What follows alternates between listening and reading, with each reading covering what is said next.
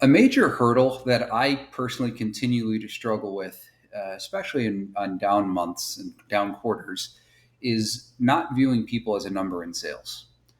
And I've learned the hard way that I cannot put my personality over character, because people will see right through my personality and they'll see my true motive. And I'm just going to be that slimeball sales guy that nobody really wants to be around.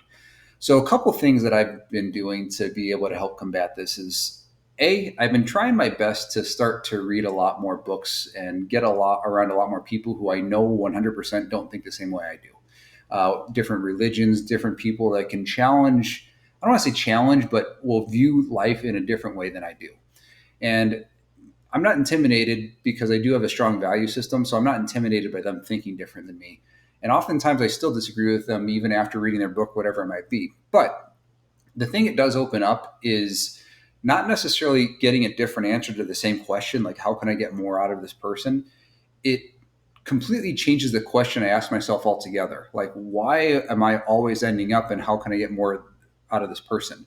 It's more like, how can I start to feed myself so I don't feel like I'm so dependent on just closing the sale? Because there's a lot more freedom when I feel like I have options versus I'm stuck in desperation mode trying to get this guy to buy something from me. And so that's the first thing, is trying to change the question instead of change the answer. And sometimes that means going to different sources, and it could be creative with that. And also that goes back to motive as well. What can I do in order to change my motive that it's still going to keep me going in the similar direction, but that's a little bit more pure versus just trying to be almost manipulative and getting this guy to buy something from me. At the end of the day, 4 years are going to pass whether I decide to change my life or not.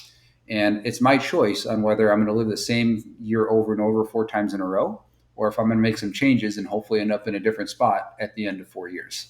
So that's one of the things I do, and hopefully that helps.